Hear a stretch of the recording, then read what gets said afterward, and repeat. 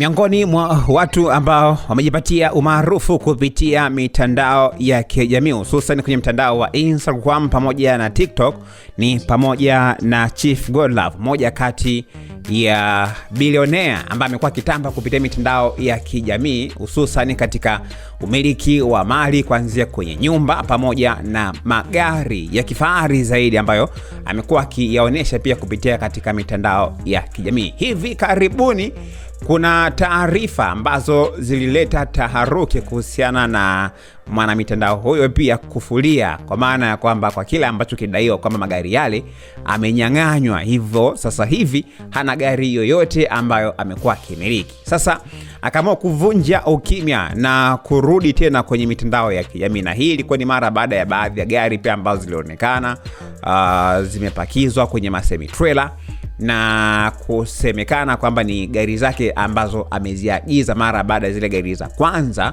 kuweza kunyang'anywa. Sasa akazungumza mwenyewe kupitia kwenye akaunti yake ya Instagram, akaeleza kwamba vitu vimekuwa vingi sana mitandaoni, watu wamekuwa wakisema mambo mengi sana kwamba yeye magari ambayo alikuwa akiyamiliki amenyang'anywa na vitu kama hivyo, lakini sio kweli.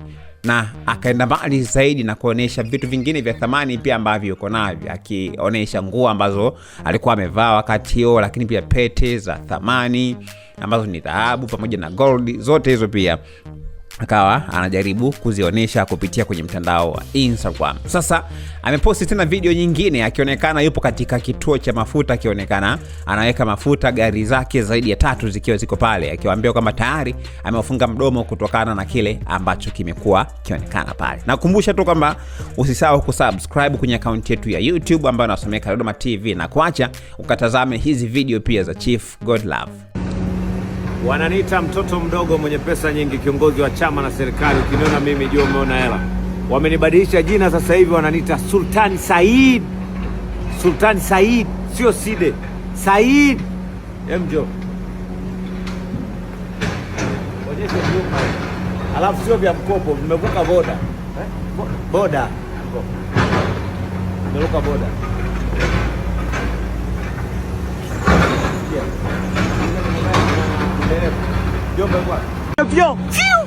Kuda deki. Mashine hii hapa. Kuda deki. Pio pio pio pio pio pio pio pio pio pio pio pio pio. Mashine hii hapa. Pio pio pio pio pio pio pio. Mashine zile pale. Sasa ulizia bei ya kulipia ushuru wa kuzitoa gari kutoka Kenya, kutoka Tanzania kuja Kenya. Mafuta ulizia. Na gari zimekuja zimebebwa, zimelipiwa $20,000 kutoka Tanzania kuja Kenya. Alafu endeleeni kusubiri anguko la watu. Sikia nikwambie, nakupa ushauri. Muombe sana Mungu, kwa sababu watu wanaoomba ufeli usifanikiwe, wanaotaka wewe ukwame, wanaotaka uishiwe ni hao ndugu zako unaoshinda nao kila siku. Na wengine huenda wanakula hata chakula chako. Wengine huenda wanakaa na wewe, wanashinda na wewe, lakini ndio chanzo cha wewe kufeli.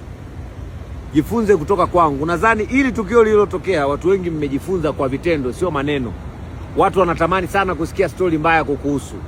Pio pio pio pio pio. Watu kaida yao ni kuongea sana maneno. Alafu watoto wa mjini wana maneno mengi, sio vitendo.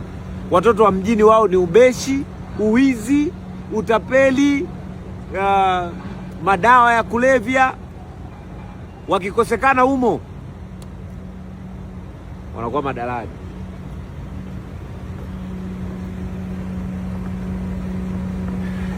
Tunze tu.